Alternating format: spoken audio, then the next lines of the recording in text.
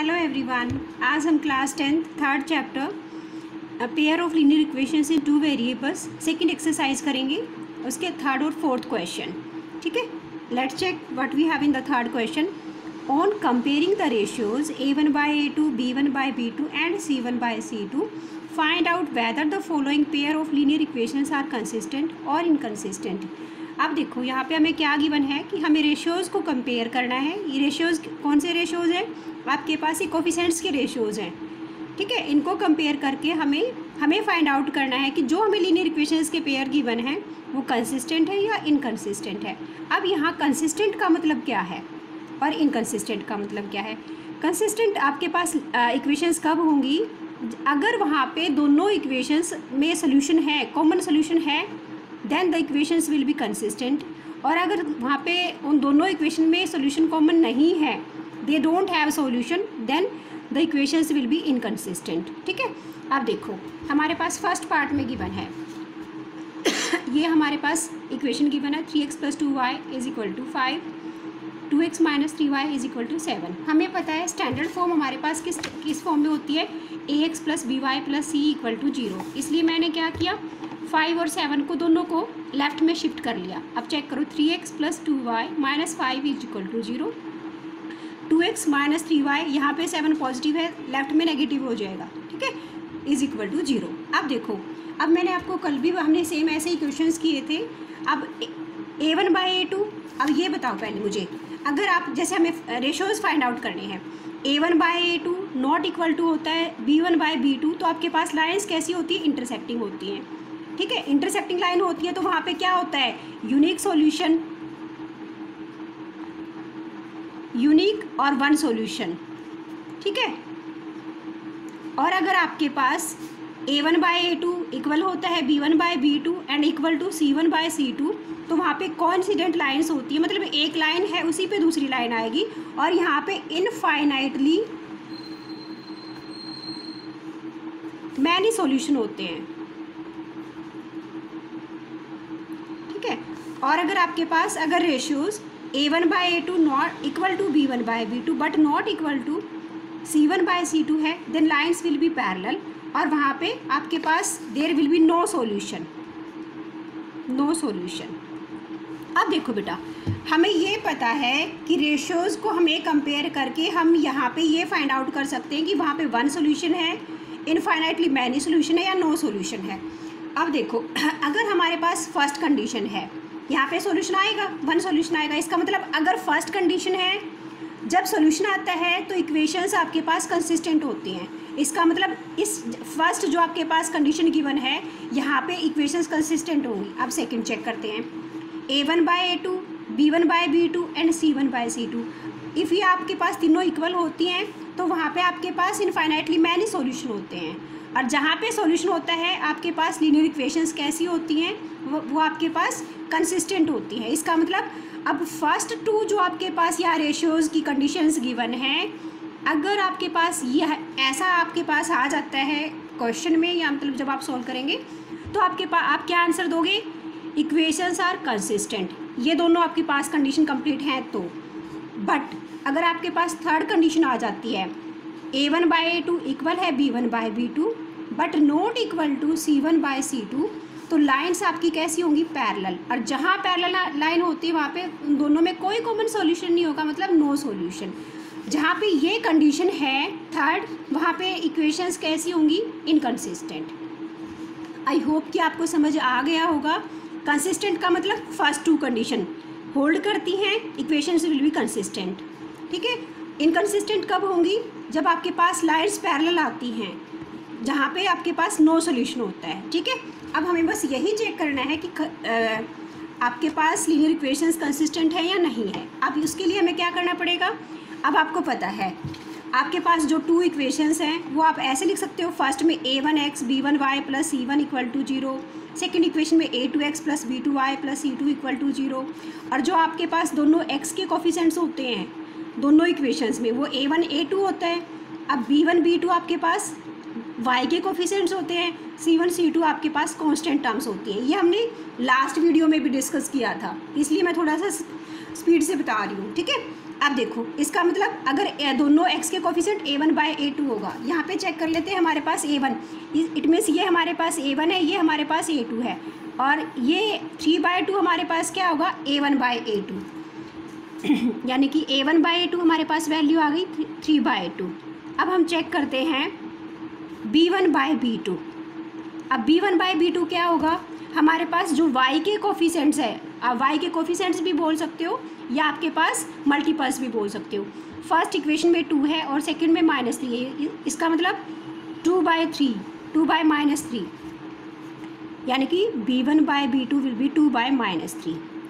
अब थर्ड जो आपके पास है c1/c2 यानी कि कांस्टेंट टर्म, ये दोनों आपके पास -5 और 7 है, इसका मतलब ये आ जाएगा -5/7। अब चेक करो क्या 3/2 2/3 के इक्वल है? No, it is not equal. इसका मतलब a1/a2, या फिर आप लिख सकते हो 3/2 इज़ नॉट इक्वल टू, यहाँ पे माइनस है, आप ऊपर भी लिख सकते हो, -2/3 के इक्वल नहीं है।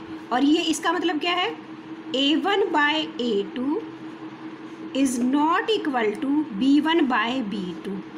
अब ये आपके पास जब हमने रेशोज़ फाइंड आउट किए, हमने फाइंड आउट किया कि a1/a2 is not equal to b1/b2। अब हम चेक करते हैं, हमने जो 3 कंडीशंस पढ़ी हैं रेशोज़ के लिए, उनमें से कौन सी कंडीशन है ये हमारे पास फर्स्ट कंडीशन है, जहाँ पे ये कंडीशन होती है a1/a2 not equal to b1/b2, वहाँ पे क्या होता है, लाइन्स इंटरसेक्टिंग होती है, और जहाँ इंटरसेक्ट करती है वही पॉइंट सॉल्यूशन होता है, मतलब सॉल्यूशन है, यूनिक सॉल्यूशन है। अब सॉल्यूशन है, इसका मतलब जहाँ सॉल्यूशन होता है वहाँ लाइंस कैसी होंगी, आपके पास इक्वेशंस कैसी होंगी, कंसिस्टेंट। सो यहाँ पे क्या होगा, देयरफॉर लाइंस मतलब the pair of linear equations are consistent. यहाँ पे आप लिख सकते हो मतलब यूनिक सॉल्यूशन।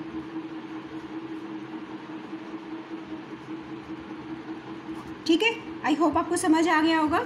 बस हमने रेशियोज़ फाइंड आउट किए, हमने चेक किया रेशियोज़ के अकॉर्डिंग हमारे पास कौन सी कंडीशन फुलफिल हो रही है, और ये हमारे पास फर्स्ट कंडीशन है जहाँ पे यूनिक सॉल्यूशन होता है, लाइंस जहाँ इंटरसेक्ट करती हैं, और जहाँ सॉल्यूशन होता है वहाँ पे आपके पास इक्वेशंस कैसी होंगी, कंसिस्टेंट होंगी। ठीक है, let's check the second part. इसमें क्या गिवन है आपके पास, हमारे पास सेकंड पार्ट में गिवन है 2x - 3y is equal to 8, 4x - 6y is equal to 9। अब 8 को और 9 को लेफ्ट में शिफ्ट कर लेते हैं।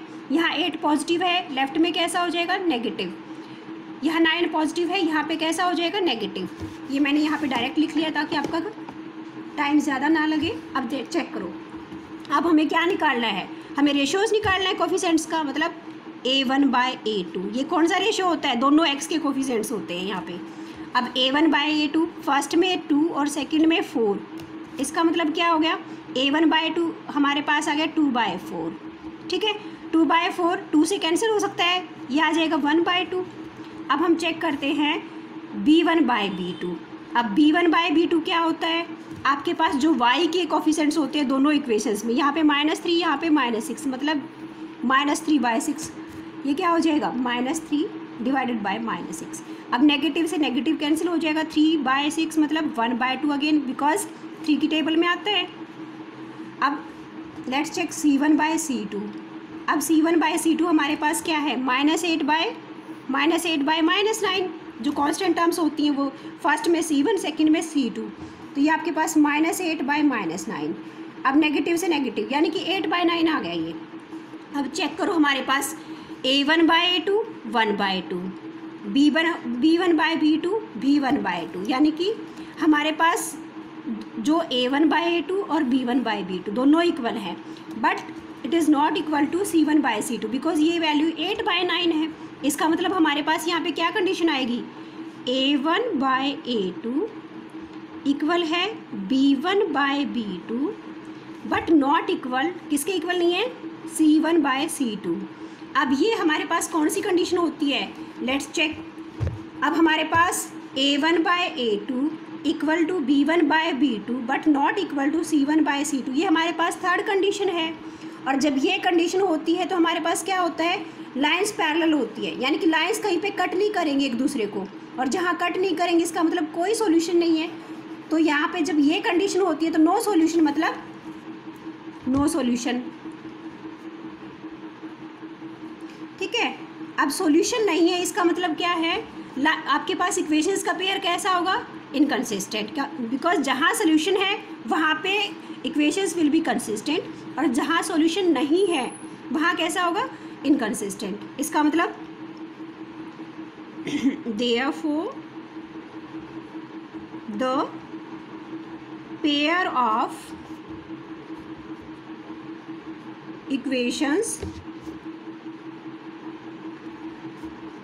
are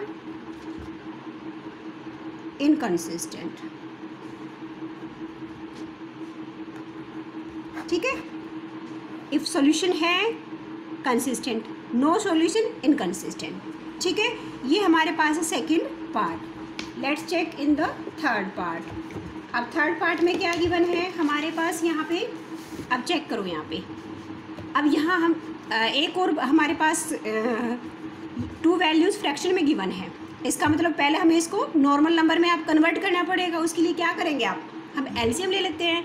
अब चेक करते हैं। अब पहले 7 को इधर शिफ्ट कर ले, 3/2x plus 5/3y minus 7 equal to 0। और ये क्या हो जाएगा, 9x minus 10y minus 14 equal to 0। जब यहाँ 14 राइट में है, लेफ्ट में शिफ्ट करेंगे, यहाँ पॉजिटिव है तो आपके पास नेगेटिव हो जाएगा। अब चेक करो, अब 2 और 3 को हमें रिमूव करना है। इसका मतलब एलसीएम ले लेते हैं। एलसीएम क्या होगा, आपके पास 2 और 3 दोनों क्या है, प्राइम नंबर्स हैं। जो प्राइम नंबर्स आते हैं तो डिवाइड नहीं होते, तो आपके पास एलसीएम 2 × 3 मतलब 6 आ जाएगा। ठीक है, अब जब आपके पास एलसीएम 6 आ जाएगा तो आप कैसे करेंगे, आपने एलसीएम लिया 6, यहाँ पे 3 2 3 जा। अब जैसे कि इसको दोबारा से लिख लेते हैं, चलो let's do 3/2x plus 5/3y minus 7 equal to 0। अब हमने एलसीएम ले लिया 6, अब 2 से डिवाइड कीजिए 6 को, आपके पास क्या आएगा। जब आप कैसे करना होता है, जब आप एलसीएम लेते हो, आप जो भी आपके पास फर्स्ट नंबर होगा, जैसे कि फ्रैक्शन में गिवन है, उसमें डिनोमिनेटर से एलसीएम को डिवाइड करेंगे। यानी कि जैसे 6 है हमारे पास एलसीएम, फर्स्ट फ्रैक्शन में जो डेसिमल आपके पास डिनोमिनेटर है उसे डिवाइड कीजिए। अब जब 6 को आप 3 से डिवाइड करेंगे, 2 से तो 3 आएगा। अब जो भी डिवाइड करने के बाद क्वोशंट आएगा उसको आपके पास न्यूमिनेटर से आपको मल्टीप्लाई करना है। इसका मतलब 3 आ गया, 3 × 3 यहाँ पे आ जाएगा 9x और 3। अब से जो भी साइन है वो एज इट इज़। अब सेकंड में आपको यहाँ से 3 को रिमूव करना है। इसका मतलब एलसीएम है जो हमारे पास 6, उसको डिवाइड करो 3 से।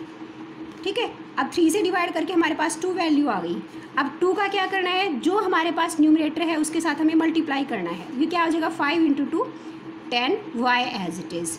अब यहाँ 7/1 है, 7/1 है। अब 6 को हम डिवाइड करेंगे 1 से। क्या करना होता है, एलसीएम को डिनोमिनेटर से डिवाइड करना होता है हर फ्रैक्शन के।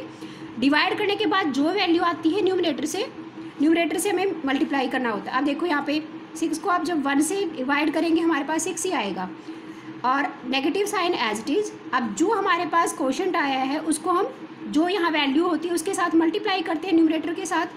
तो ये आप 6 × 7 माइनस 42, और राइट साइड में हमारे पास वैल्यू है 0। आप देखो ये हमारे पास इक्वेशन बन गई। अब इस 6 को हमें रिमूव करना है, तो इसका मतलब यहाँ दूसरी साइड क्रॉस मल्टीप्लाई कर देंगे। ये हमारे पास आ गई 9x plus 10y minus 42 is equal to 0, क्योंकि 6 × 0 इट विल बी 0। अब ये हमारे पास फर्स्ट इक्वेशन सॉल्व होके आ गई, मतलब नॉर्मल इक्वेशन बन गई। अब जो हमारे पास सेकंड इक्वेशन है उसको यहाँ इसी के साथ में लिख लेते हैं। वो है 9x, क्या है ये second equation, 9x minus 10y minus 14। ये 9x minus 10y minus 14 equal to 0। ठीक है, अब हमें क्या करना है, अब आपके पास नॉर्मल इक्वेशंस आ गई है। अब आपको रेशियोज फाइंड आउट करने हैं, मतलब a1/a2 फाइंड आउट करो। उसके लिए क्या करेंगे, ओनली आपके पास x के कोफिशिएंट्स हैं a1/a2, यानी कि ये है 9 9 9/9 इट विल बी 1. ठीक है. अगेन b1/b2 मतलब जो आपके पास दोनों इक्वेशंस में y के कोफिशिएंट्स हैं. अब यहाँ पे फर्स्ट में 10 है और सेकंड में -10 है. वहाँ पे पॉजिटिव है 10, यहाँ पे नेगेटिव है. इसका मतलब 10/-10. b1/b2 क्या होगा? 10/-10. अब एक नेगेटिव है एक पॉजिटिव है, इसका मतलब -1 वैल्यू आ जाएगी डिवाइड करके. अब इसके बाद c1/c2. अब ये क्या आएगा? अब थर्ड वैल्यू चेक कीजिए आप. यहाँ पे -42 और सेकंड में आपके पास 14. ये यानी कि -42 डिवाइडेड बाय -14. नेगेटिव से नेगेटिव कट गया. अब इसके बाद आपके पास क्या क्या वैल्यू आ जाएगी? ये 14 3 42 3 आ जाएगा. अब चेक करो a1/a2 हमारे पास वैल्यू आ गई है 1. a1/a2 1, b1/b2 -1 और c1/c2 3 है. अब देखो a1/a2 1, क्या 1 -1 के इक्वल है? 1 क्या इक्वल है -1 के? नहीं, बिल्कुल नहीं है, क्योंकि एक नेगेटिव है एक पॉजिटिव है. आपके पास डिफरेंट नंबर्स हैं. अब अगर ये इक्वल नहीं है इसका मतलब अब 1 क्या है? a1/a2 मतलब a1/a2 not equal to b1/b2. अब हमें अगर फर्स्ट दोनों ही इक्वल नहीं है तो थर्ड को चेक करने की ज़रूरत ही नहीं है. यहीं पे हमारे पास एक कंडीशन हो जाती है. अब चेक करो ये हमारे पास कौन सी कंडीशन है? a1/a2 not equal to b1/b2. जब आपके पास दोनों रेशियोज़ ये इक्वल नहीं होते हैं तो क्या होता है? लाइन्स इंटरसेक्टिंग होती हैं और वहाँ पे यूनिक सॉल्यूशन होता है, मतलब वन सॉल्यूशन होता है. और जहाँ सॉल्यूशन होता है वहाँ पे क्या होता है? Lines will be equations will be consistent. मतलब there will be one solution या यूनिक सॉल्यूशन. और जहाँ सॉल्यूशन है so therefore the pair of linear equations are, जहाँ सॉल्यूशन है लाइन्स आर कंसिस्टेंट.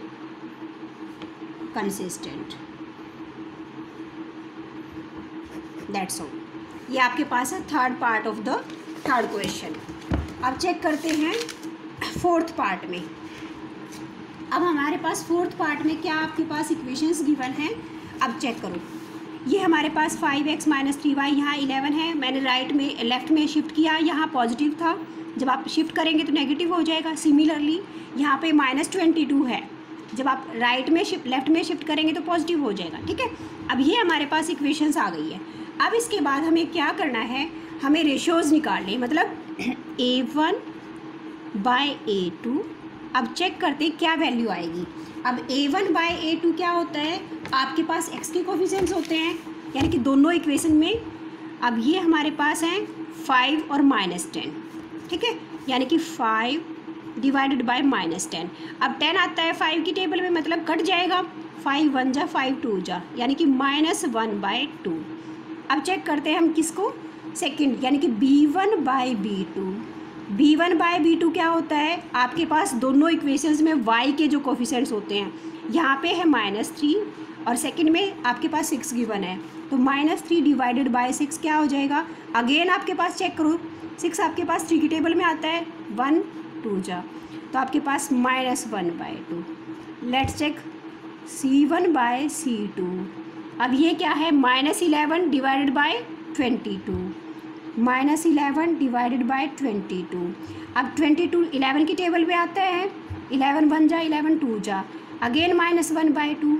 अब तीनों जो आपके पास इक्वेशंस आ गई हैं, मतलब तीनों में -1/2 -1/2 और -1/2, यानी कि इक्वल हैं. और ये क्या है? इट मीन्स a1/a2 इक्वल है b1/b2 इक्वल है c1/c2.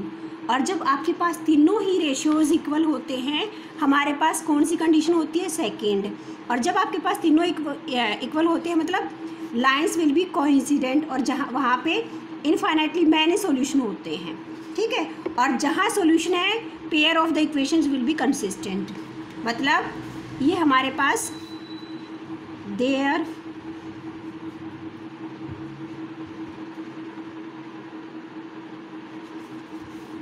will be infinitely many solutions, और जहाँ आपके पास सॉल्यूशंस हैं the pair of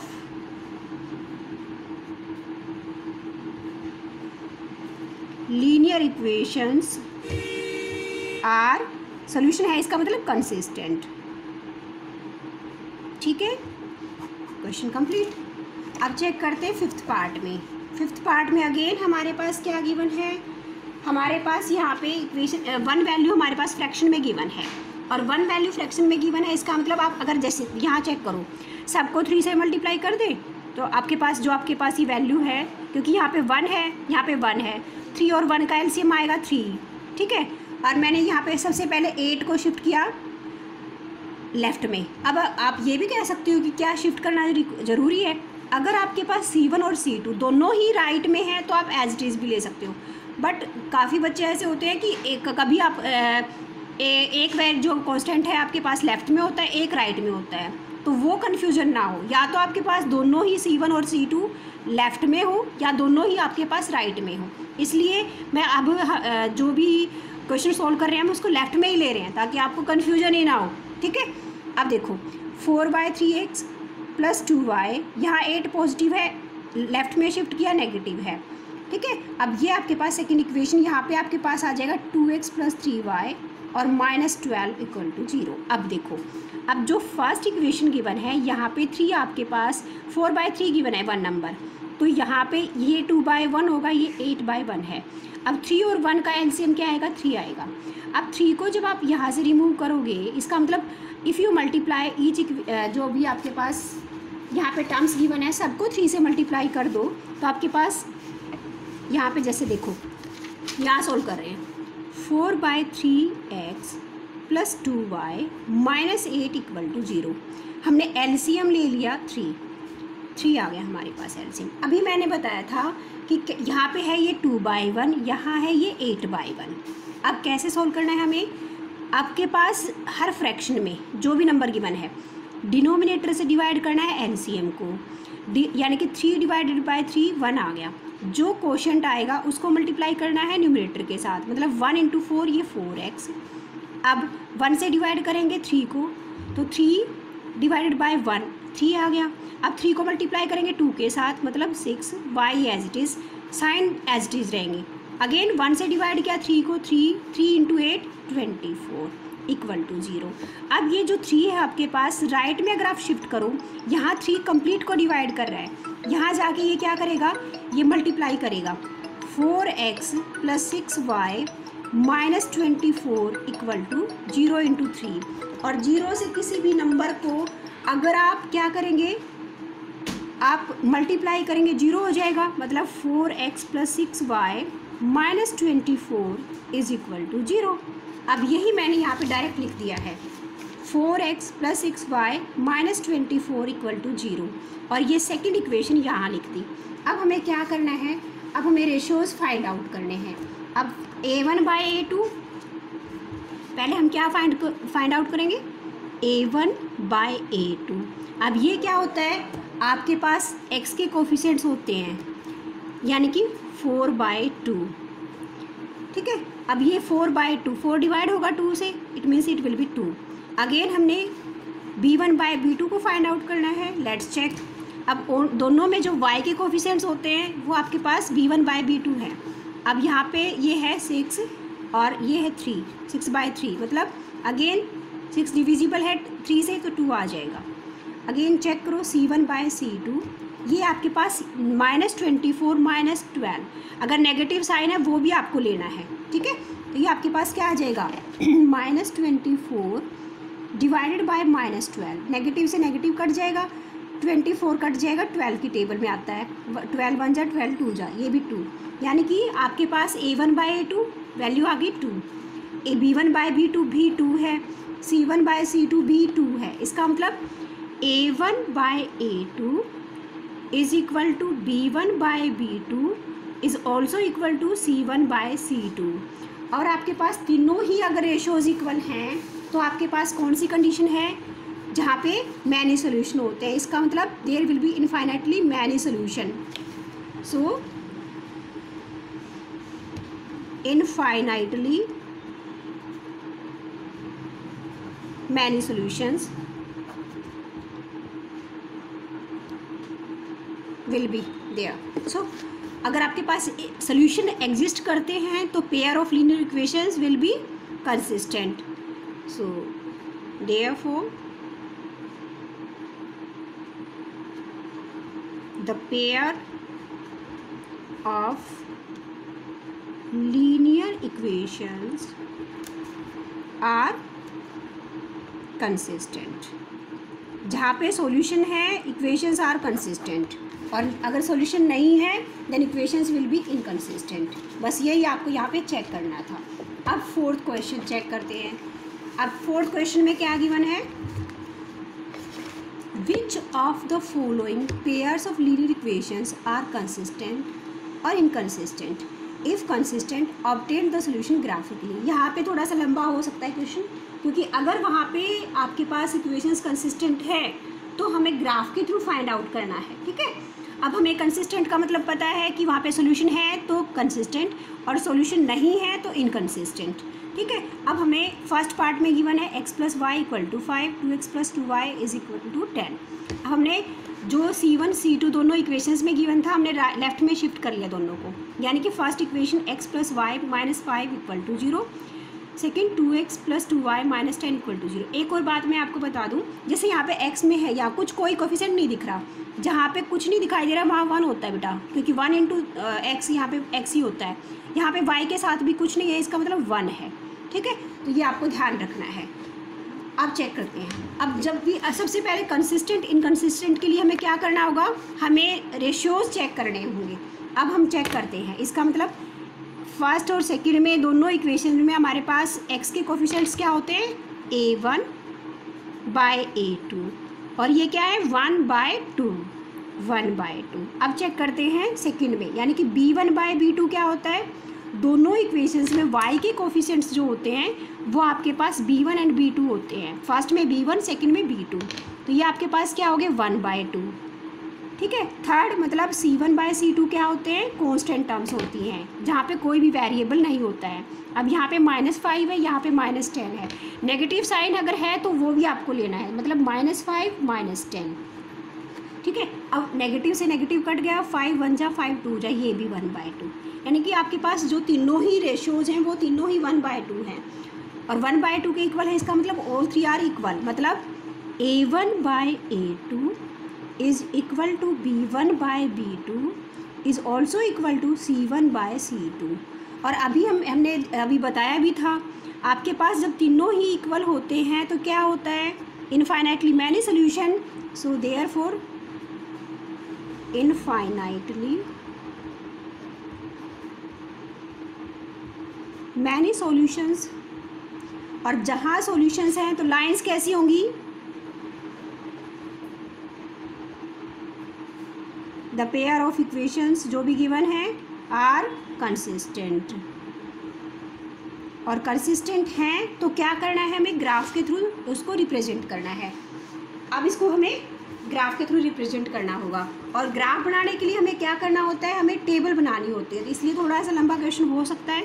अब चेक करो, फर्स्ट इक्वेशन हमारे पास है x + y - 5 = 0, और सेकंड क्या है 2x + 2y - 10 = 0। ठीक है, अब देखो बेटा, सबसे पहले अभी जैसे आपको यहाँ अगर आप टेबल बनाते हो, कम से कम हमें एटलीस्ट कितने पॉइंट्स की रिक्वायरमेंट होती है, 2, कम से कम हमें 2 पॉइंट्स की रिक्वायरमेंट होती है। जैसे मान लो अब मैंने ये किया x y = 5 को इधर लेके गए एज इट इज़, मतलब पॉजिटिव, x यहाँ जाके नेगेटिव, क्योंकि 5 जब राइट में शिफ्ट करेंगे यहाँ नेगेटिव है पॉजिटिव, एक जो वेरिएबल की टर्म दूसरी साइड ले जाओ, ताकि आपको बिना ही सॉल्यूशन के वहीं पे सॉल्यूशन मिल जाएगा। अब जैसे आप नॉर्मली क्या करते हो, आप यहाँ पुट करते हो, सोल्व करते हो और उसके बाद वहाँ वैल्यू फाइंड आउट करते हो। इतना करने की ज़रूरत नहीं है, आप वन वेरिएबल को लेफ्ट में रख लीजिए।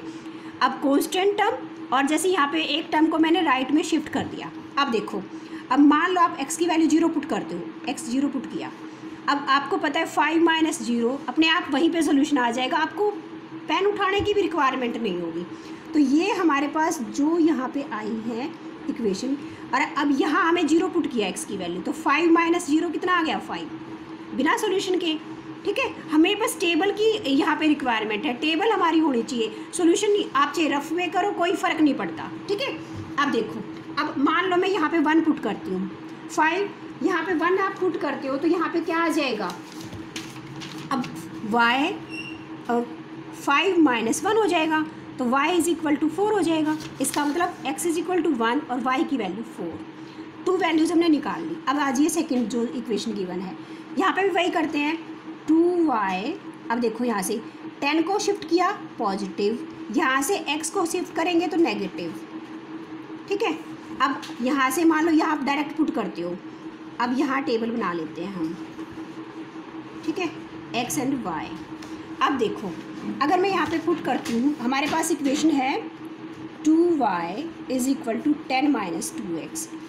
अगर मैं x = 0 पुट कर दूँ, ठीक है, क्या पुट कर रही हूँ, 0, तो 2y = 10 - 2 × 0, 2 × 0 क्या हो जाएगा, 10 - 0, क्योंकि 0 से किसी नंबर को मल्टीप्लाई करो 0 आ जाएगा।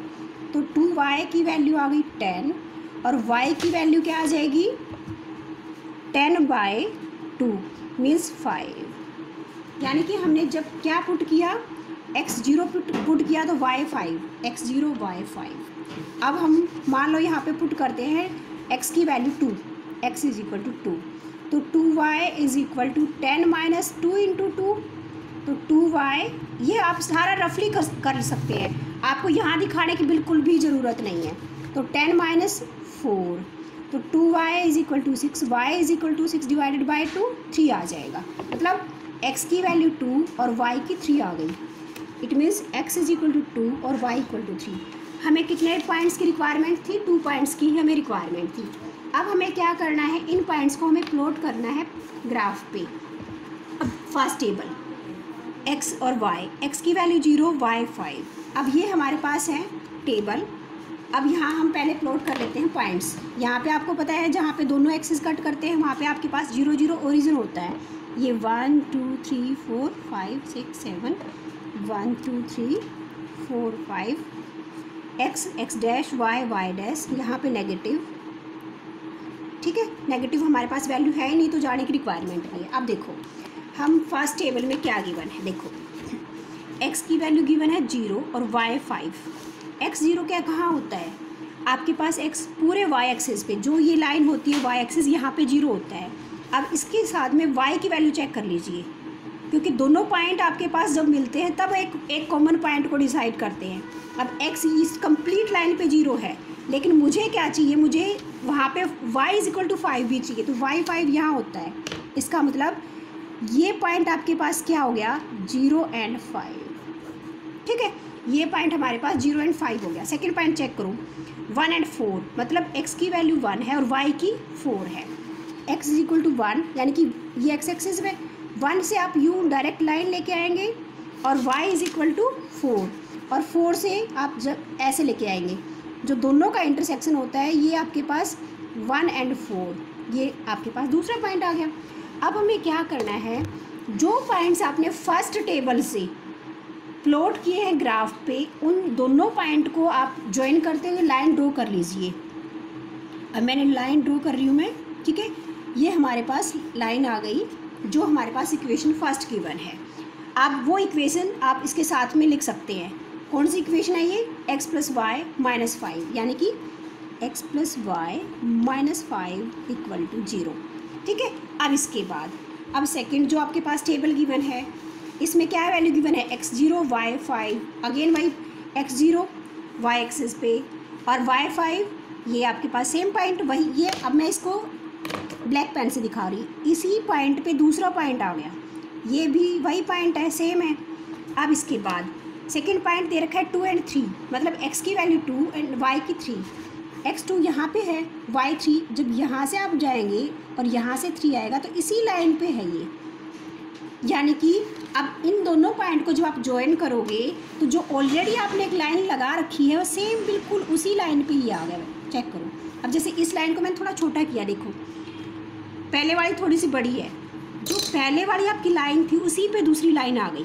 अब आपको ये पता है कि अगर कोई लाइन है और उस पर एक जितने भी पॉइंट हैं वो सारे पॉइंट उसके सॉल्यूशन होते हैं, और एक लाइन पे इनफाइनाइटली मैनी आपके पास पॉइंट्स लाई कर सकते हैं, और मतलब जितने पॉइंट लाई करेंगे वही सारे सॉल्यूशन। तो एक लाइन पे दूसरी लाइन, मतलब हर लाइन पे इनफाइनाइटली मैनी पॉइंट होंगे और सेम पॉइंट आपके दोनों लाइन पे आएंगे, इसीलिए आपके पास क्या होता है, इनफाइनाइटली मैनी सॉल्यूशन होते हैं। ठीक है, अब देखो, लेकिन यहाँ पे जैसे पूछा गया है कि आपके पास आप लिखोगे क्या, आपका सॉल्यूशन क्या आया। तो बेटा जब अगर बहुत सारे सॉल्यूशन होते हैं तो हम कोई एक पर्टिकुलर नहीं निकाल सकते। मैं ये नहीं कह सकती कि ओनली यहाँ पे 0,5 ही सॉल्यूशन है, ये सॉल्यूशन है बट अकेला ये पॉइंट सॉल्यूशन नहीं है। इसका मतलब अगर आपके पास इक्वेशन हमारे पास क्या है, x + y - 5 = 0। अगर मैं इसको लिखूँ y = जैसे 5 इधर लेके गए x, जो x की वैल्यू यहाँ पुट करेंगे उसी के अकॉर्डिंग y की वैल्यू आ जाएगी। इसका मतलब this is the solution for all values of x, मतलब x की जो भी वैल्यू यहाँ पुट करेंगे आप उसी के अकॉर्डिंग आपके पास y की वैल्यू भी आ जाएगी। अब x की वैल्यू आप कितनी पुट कर सकते हो, इनफाइनाइटली मैनी, तो y की वैल्यूज़ भी अपने आप ही इनफाइनाइटली मैनी आ जाएंगे। जब आपके पास ऐसे मैनी सॉल्यूशंस होते हैं तो इक्वेशन की फॉर्म में ही हमें लिखना होता है, और बस ये लिख दीजिए कि for all values of x, तो ये आपके पास सोल्यूशन होगा। ठीक है, अब ये हमारे पास हो गया फर्स्ट पार्ट। अब इसके बाद हम चेक करते हैं कि सेकंड पार्ट में क्या गिवन है। अब सेकंड पार्ट में हमारे पास इक्वेशन गिवन है, जैसे यहाँ क्या है, x - y = 8, 3x - 3y = 16। मैंने 8 को और 16 को लेफ़्ट में शिफ्ट कर लिया। अब यहाँ पॉजिटिव है तो राइट में जाके ये नेगेटिव हो जाएंगे, तो हमारे पास ये इक्वेशन आ गई।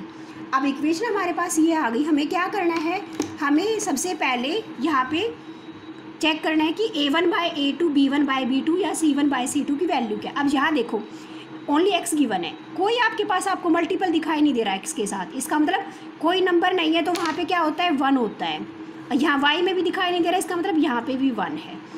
इसका मतलब अब क्या होगा, a1/a2, अब यहाँ पे 1 यहाँ पे 3, तो आपके पास ये क्या आ जाएगा, ये आ जाएगा 1/3। ठीक है, अब b1/b2 b1/b2, मतलब दोनों ही जो आपके पास y की टर्म्स हैं, फर्स्ट में b1 सेकंड में b2, ये है -1 -3, मतलब -1/-3। अब नेगेटिव से नेगेटिव कट जाएगा, मतलब 1/3। अब थर्ड टर्म क्या है, c1/c2, फाइंड आउट करो। ये क्या होता है आपके पास कांस्टेंट टर्म, ये क्या है -8 एंड 16, तो ये आपके पास -8 डिवाइडेड बाय -16। 8 से आपके पास नेगेटिव से नेगेटिव कट गया, 8/16, 8 1 जा 8 2 जा, मतलब 1/2। अब देखो a1/a2 की वैल्यू हमारे पास आ गई है, a1/a2 की वैल्यू हमारे पास क्या आ गई है, 1/3। b1/b2 भी 1/3, मतलब 1/3 और 1/3 दोनों इक्वल हैं, बट c1/c2 हमारे पास 1/2 है। 1/3 तो 1/2 के इक्वल नहीं है, इसका मतलब हमारे पास ये क्या है, a1/a2 = b1/b2 but not equal to c1/c2। ठीक है, अब देखो बेटे ये एक और बात मैं आपको बता दूं, जो फोर्थ क्वेश्चन हम कर रहे हैं, थर्ड क्वेश्चन का आपका थोड़ा सा एक्सटेंशन है इसमें। मतलब थर्ड क्वेश्चन में हमें बस इतना फाइंड आउट करना था कि आपके पास इक्वेशंस कंसिस्टेंट हैं या नहीं हैं। अब इसमें क्या करना है, पहले चेक करो और उसके बाद अगर कंसिस्टेंट है, मतलब सॉल्यूशन है, तो उसको ग्राफ के थ्रू फाइंड आउट करो। बस ये आपका फोर्थ क्वेश्चन है। अब हमने चेक किया कि यहाँ पे हमारे पास रेशियोज़ आ गए, a1/a2 इक्वल है b1/b2 but not equal to c1/c2। जब आपके पास ये कंडीशन है तो हमारे पास क्या होता है, तो ये हमारे पास कोई सोल्यूशन नहीं होता, क्योंकि देखो ये थर्ड कंडीशन है, a1/a2 इक्वल है b1/b2 but not equal to c1/c2, तो आपके पास क्या है, नो सॉल्यूशन। और सॉल्यूशन नहीं है इसका मतलब क्या है, lines will be, equations will be inconsistent, so therefore no solution, कोई सॉल्यूशन नहीं है यहाँ पे। और सॉल्यूशन नहीं है तो इसका मतलब therefore the pair of linear equations are inconsistent। और इनकंसिस्टेंट है तो हमें सॉल्व ही नहीं करना, यही हमारा क्वेश्चन कंप्लीट हो गया। ठीक है, अगर कंसिस्टेंट होती तो हमें ग्राफ बनाना होता, क्योंकि अब इनकंसिस्टेंट है तो हमें इसको ग्राफ बनाने की रिक्वायरमेंट ही नहीं है। अब चेक करते हैं थर्ड पार्ट में। अब यहाँ पे 6 और 4 आपके राइट में गिवन थे, मैंने पहले ही इनको राइट में शिफ्ट कर लिया, लेफ्ट में। अब आपके पास इक्वेशंस आ गई 2x + y - 6 = 0, 4x - 2y - 4 = 0। अब हमें चेक करना है क्या ये कंसिस्टेंट हैं। If these are consistent then we have to find the solution through graph. अब चेक करो, पहले हमें a1/a2, ये है 2/4, मतलब a1/a2 2/4, 2/4 कट के क्या आ जाएगा 1/2। अब b1/b2, अब b1/b2 क्या होता है, y के जो कोफिशिएंट्स है, यहाँ y के साथ कोई नंबर नहीं है, मतलब 1 है यहाँ पे। ठीक है, और 1 है, इसका मतलब ये हो जाएगा 1 और -2, तो क्या आ जाएगा आपके पास यहाँ पे -1/2। अब हमें क्या फाइंड आउट करना है, अब हमें c1/c2। अब ये क्या होते हैं, कांस्टेंट टर्म्स। यहाँ पे क्या है -6 और यहाँ पे -4, तो क्या आ जाएगा -6 / -4। नेगेटिव से नेगेटिव कट गया, 2 की टेबल में 3 पे 6 और 2 पे 4, 3/2। अब चेक करो क्या 1/2 -1/2 के इक्वल होता है, नहीं, मतलब 1, हमें पता है 1/2 इज़ नॉट इक्वल टू -1/2, क्योंकि एक नेगेटिव है एक पॉजिटिव है, तो इसका मतलब इक्वल नहीं है। और 1/2 किसकी वैल्यू है, a1/a2, मतलब अब अगर पहले ही इक्वल नहीं है तो नेक्स्ट आपको चेक करने की रिक्वायरमेंट ही नहीं है, मतलब a1/a2 is not equal to b1/b2। और ये हमारे पास कौन सी कंडीशन है, जहाँ पे यूनिक सॉल्यूशन होता है, मतलब फर्स्ट कंडीशन। ठीक है, यूनिक सॉल्यूशन, और यानी कि देयरफॉर यूनिक सॉल्यूशन, यहाँ पे यूनिक सॉल्यूशन है, यूनिक सॉल्यूशन है, इसका मतलब the pair of linear equations are consistent. अब कंसिस्टेंट है क्योंकि सॉल्यूशन है तो कंसिस्टेंट है, और कंसिस्टेंट है तो इसका मतलब आपको ग्राफ पे रिप्रेजेंट करना है। अब इसका फिर से हम ग्राफ बनाएंगे। ठीक है, अब ग्राफ बनाने के लिए हमें क्या करना पड़ेगा, पहले हम इस इक्वेशन को दोबारा से लिख रहे हैं, again we are writing it, 2x + y = -6, और दूसरी इक्वेशन क्या है 4x - 2y - 4। अब देखो, जहाँ पे यूनिक सॉल्यूशन होता है इसका मतलब दोनों लाइन कट करती हैं, दोनों लाइंस एक पॉइंट पे कट करेंगी, तो जहाँ कट करेंगी वो पॉइंट हमारा सॉल्यूशन होता है। ठीक है, अब चेक करो, इसके लिए मैंने आपको क्या बोला था, y एज इट इज़, एक टर्म इधर एज इट इज़, और सेकेंड टर्म को आप राइट में शिफ्ट कर लीजिए। यहाँ 2x पॉजिटिव है, लेफ्ट में राइट में जाके नेगेटिव हो जाएगा। अब हमें इसमें टेबल बनानी है, at least 2 points we need for graph. अब 2 पॉइंट्स आप चेक करो, अब जैसे यहाँ पे y, और बाकी ओनली हमें टेबल यहाँ दिखानी है, जो भी आपकी कैलकुलेशन वर्क आप रफ में कीजिए। अब जैसे ये -6 - 2x, आप ये बताओ मुझे अभी, अब जैसे यहाँ पे आपके पास वैल्यूज़ हैं, अब अगर मैं यहाँ पे x की वैल्यू अगर मैं यहाँ पुट करती हूँ, 0 पुट करती हूँ, x = 0, ठीक है, तो y की वैल्यू क्या आएगी -6, 2 × 0 0, पता है 0 हो जाएगा, यानी कि y = -6। ठीक है, अब इसके बाद यानी कि x0 y की वैल्यू -6, x0 y -6। अब इसके बाद हम चेक करते हैं अब इसके बाद हम चेक करेंगे सेकंड पॉइंट, यहाँ पे x की जगह क्या रखें, is equal to -x -2 into, मान लो मैं यहाँ पे पुट कर रही हूँ -1 पुट कर रही हूँ, -1 पुट कर रही हूँ, -1 पुट किया मैंने। क्यों? क्योंकि अगर आप नेगेटिव वैल्यू पुट करेंगे बहुत बड़ी आपके पास वैल्यू आ जाएगी। मैं चाह रही हूँ कि ग्राफ पे बहुत बड़ा वैसे ना जाए, तो -6 -2 और नेगेटिव के साथ नेगेटिव मल्टीप्लाई होकर +2 हो जाएगा ये, तो y इज इक्वल टू -4, यानी कि x is equal to -1, y की वैल्यू -4 आ जाएगी। ठीक है, ये क्या हो गया, x -1 y की -4। आप कुछ नेगेटिव पॉजिटिव कोई भी वैल्यू पुट कर सकते हो, बस थोड़ा सा ये ध्यान रखो कि बहुत बड़ी वैल्यू ना जाए ताकि ग्राफ बहुत बड़ा ना बने। अब यहाँ सेकंड में चेक करो, अब यहाँ पे आपके पास जैसे ये इक्वेशन है, ये सेकंड, यहाँ से मैं 4x इज इक्वल टू, यहाँ y की टर्म नेगेटिव है तो मैं इसी को उधर लेके जा रही हूँ, तो ये 4 यहाँ नेगेटिव है, राइट में शिफ्ट करेंगे पॉजिटिव हो जाएगा और 2y भी पॉजिटिव। ठीक है, अगर आप यहाँ देखो y को अगर आप 0 पुट कर देते हो, हमारे पास इक्वेशन अभी आई है 4x is equal to 4 + 2y। ठीक है, अब देखो मैंने y को 0 पुट कर रही हूँ यहाँ पे। ठीक है, तो ये 4x is equal to 4 plus में 2 इंटू 0 इसकी जगह पुट किया, 0 इंटू 2 0 आ गया, मतलब 4x is equal to 4, x की वैल्यू 4/4 आ गई, मतलब 1, क्योंकि यहाँ 4 मल्टीप्लाई में है तो यहाँ जाके डिवाइड करेगा। ठीक है, 1 आ गया। मतलब अब जब हम टेबल यहाँ बनाएंगे तो xy, हमने y को क्या लिया है 0, अब की बार y को 0 लिया है, मतलब y 0 देन x 1। ठीक है, अब इसके बाद अगर आप मान लो यहाँ पे y की वैल्यू, यहाँ पे आप देखो आप 1 भी पुट कर सकते हो, 1 पुट करोगे तो 4 + 2 इंटू 1, यहाँ पे 2 आ जाएगा, 4 + 2 6 आ जाएगा। क्या 6 4 से डिवाइड होगा? नहीं होगा, बट मैं यहाँ पे मुझे फ्रैक्शन में वैल्यू नहीं लेके आनी, तो मैं यहाँ पे 2 पुट करूँगी। क्यों? 4 + 4 यहाँ पे 8 हो जाएगा, 4 से इजीली डिवाइड हो जाएगा। इसका मतलब अब की बार y की वैल्यू में 2 पुट कर रही हूँ। अब क्यों है आपको समझ आ जाएगा। देखो अब 2 इंटू यहाँ y है, y की जगह मैंने पुट किया 2, अब यहाँ पे 4 + 2 इंटू 2 4, यहाँ पे ये 4x के इक्वल है, 4x is equal to 4 + 4 8, x क्या आ जाएगा 8 डिवाइडेड बाय 4। अब जब 8 को आप 4 से डिवाइड करेंगे 2, मतलब y जब आपने 2 पुट किया तो x की वैल्यू भी 2 आ गई, मतलब y 2 देन x भी 2। ये हमारे पास अब टेबल कंप्लीट हो गई। अब हमें क्या करना है, ग्राफ पे प्लॉट करने हैं पॉइंट्स को।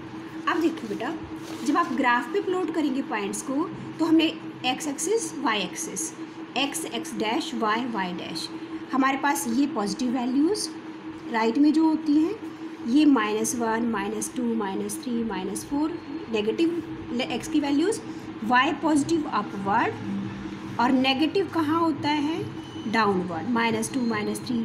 अब की बार हमें नेगेटिव वैल्यूज़ गिवन है तो यहाँ पे -5 और यहाँ -6 होगा हमारा। अब देखो इसके बाद चेक करते हैं हमारे पास जो भी टेबल में पॉइंट्स आए हैं उन पॉइंट्स को हम प्लॉट करेंगे ग्राफ पे, और ये हमारे पास ओरिजिन होता है O पॉइंट। अब चेक करो फर्स्ट टेबल के जो पॉइंट्स गिवन है उनको हमें रिप्रेजेंट करना है। ये क्या है, x की वैल्यू 0 और y की वैल्यू -6। अब देखो x की वैल्यू 0 और y 6 कहाँ आएगा, x 0 यहाँ है और y की वैल्यू -6 है। y नेगेटिव कहाँ होता है डाउनवर्ड, ये जैसे यहाँ y upward positive, downward negative होता है। ठीक है, अब देखो x की वैल्यू 0, x पूरे y एक्सिस पे 0 होता है, यानी कि इस पूरी लाइन पे x 0 होता है, लेकिन जो सेकंड पॉइंट है वो हमें पर्टिकुलर पॉइंट पे लेके जाएगा। y की वैल्यू जहाँ हमारे पास -6 है, इसका मतलब अब y -1 यहाँ पे -6 है, तो ये पॉइंट हमारे पास आ गया x की वैल्यू 0 और y की -6। 1 पॉइंट हमने प्लॉट किया। अब सेकंड पॉइंट क्या है, यहाँ पे x की वैल्यू -1 y की -4। अब x नेगेटिव कहाँ होता है, राइट लेफ्ट साइड में, x -1 यहाँ है और y भी नेगेटिव है, इसका मतलब डाउनवर्ड आएगा हमारे पास पॉइंट x -1 y -4। तो यहाँ से स्ट्रेट लाइन और y की आपके पास यहाँ से दोनों यहाँ आगे कट करेंगे यहाँ पे। ठीक है, तो ये पॉइंट हमारे पास हो गया x -1 और y -4। अब देखो, अब जब आप दोनों पॉइंट्स को यहाँ पे आप प्लॉट कर लेंगे, इसके बाद हमें इन दोनों पॉइंट्स को ज्वाइन करते हुए लाइन ड्रॉ करनी है। ये हमारे पास लाइन आ जाएगी, ठीक है। ये हमारे पास लाइन आ गई है। अब ये किस जो भी इक्वेशन है वो साथ में लिख दीजिए, 2x + y is equal to -6 ये हमारे पास, इसकी हमने इक्वेशन साथ में लिख दी। अब सेकंड पॉइंट हमें चेक करो। सेकंड टेबल में है 1 और 0, यानी कि x की वैल्यू 1 और y 0। y 0 कहाँ होता है? कंप्लीट x एक्सिस पे, यानी कि इस पूरी लाइन पे हमारा y 0 है। लेकिन x की पॉइंट हमें, x का जो भी वैल्यू है वो हमें बताएगी कि हमें पर्टिकुलर कहाँ पॉइंट गिवन है, यानी कि x y 0 एंड x 1 ये पॉइंट हमारे पास, ये हमारे पास सेकंड जो है पॉइंट है, यानी कि x की वैल्यू 1 और y 0 ये हमारे पास पॉइंट है। अब चेक करो सेकंड क्या है, 2 और 2, मतलब x भी 2 है यहाँ और y भी 2। x2 हमारा इस लाइन पे यहाँ है और y2 वो भी पॉजिटिव है, इसका मतलब अब की बार पॉइंट हमारे पास अपवर्ड होगा। x2 ये स्ट्रेट लाइन आई, y2 ये, दोनों यहाँ इंटरसेक्ट करेंगे, तो ये हमारे पास 2 और 2 ये पॉइंट आ गया। अब देखो बेटा, अब इन दोनों पॉइंट को ज्वाइन करते हुए लाइन ड्रॉ कीजिए। अब देखो ये दोनों लाइन किसी एक पॉइंट पे कट कर रही है, these both lines are intersecting at this point, और ये पॉइंट है -1 और 4 कट आपको क्लियरली दिख रहा है। और ये इक्वेशन क्या है? इक्वेशन है 4x - 2y - 4 = 0। ये हमारे पास इक्वेशन हमने साथ, आपको सारे पॉइंट्स भी लिखने हैं, आपको इक्वेशंस भी साथ में लिखने हैं, ताकि क्लियरली पता चल जाए कि ये आपके पास जो स्ट्रेट लाइन है वो कौन सी इक्वेशन की को रिप्रेजेंट कर रही है, ठीक है। अब यहाँ पे हम जहाँ दोनों लाइन इंटरसेक्ट करती हैं दैट इज़ द सॉल्यूशन, मतलब -1 और 4, तो सॉल्यूशन क्या आ गया? सॉल्यूशन क्या है? -1 और 4, -1। अब फर्स्ट वैल्यू किसके लिए होती है? x के लिए। सेकंड वैल्यू क्या होती है? y, यानी कि x = -1 and y = -4 is your solution. x = -1 and y = -4 is the solution, ठीक है। अब चेक करते हैं फोर्थ पार्ट में। फोर्थ पार्ट में क्या गिवन है आपको? हमें गिवन है equation 2x - 2y -2 = 0, 4x - 4y -5 = 0। अब देखो, अब पहले हमें चेक करना है कि आपके पास जो भी इक्वेशंस गिवन हैं वो आपके पास कंसिस्टेंट हैं या नहीं हैं। इसका मतलब a1/a2, b1/b2 and c1/c2 ratios को पहले हम कंपेयर करेंगे। a1/a2 वैल्यू क्या है? फर्स्ट में दोनों x की कोफिशिएंट 2/4, मतलब 2/4, 2/4 क्या आ जाएगा? 1/2। अब चेक करते हैं b1/b2। अब b1/b2 मतलब दोनों y के कोफिशिएंट्स, यहाँ पे क्या है? -2, यहाँ पे -4, -2/-4, अगेन नेगेटिव कट जाएगा, ये 2 1, ये 2, ये भी 1/2। अब चेक करते हैं थर्ड, मतलब c1/c2। अब ये क्या है? -2/-5, -2 / -5, नेगेटिव से नेगेटिव कट गया, मतलब 2/5। अब चेक करो a1/a2 1/2, यस, b1/b2 1/2, इसका मतलब दोनों ये इक्वल हैं। बट c1/c2 हमारे पास 2/5 है, ये इक्वल नहीं है, तो हमारे पास क्या आ जाएगा यहाँ पे? a1/a2 is equal to b1/b2 but not equal to c1/c2। अब जब आपके पास ये कंडीशन होती है तो वहाँ पे क्या होता है? There will be no solution, क्योंकि आप चेक कर लो थर्ड कंडीशन है यहाँ पे, a1/a2 = b1/b2 not equal to c1/c2, तो लाइंस पैरेलल होती है, नो सॉल्यूशन। नो सॉल्यूशन मतलब इनकंसिस्टेंट, और लाइंस इनकंसिस्टेंट है मतलब आपको सोल्व ही नहीं करना फिर question, there will be no solution. और सॉल्यूशन नहीं है तो इसका मतलब therefore the pair of linear equations are inconsistent. अगर इनकंसिस्टेंट है तो हमें सॉल्व नहीं करना, और अगर कंसिस्टेंट होती तो आपको ग्राफ पे इनको रिप्रेजेंट करके सॉल्व करना। ये लास्ट पार्ट है फोर्थ क्वेश्चन का। अब आपका फोर्थ क्वेश्चन कंप्लीट हो गया। ठीक है, आई होप आपको समझ आया होगा, और अगर आपको समझ आया है प्लीज़ लाइक द वीडियो। ठीक है, अगर आपको मेरे साथ पढ़ना अच्छा लग रहा है तो subscribe my channel and share it with video को शेयर कीजिए with your friends. Thank you very much.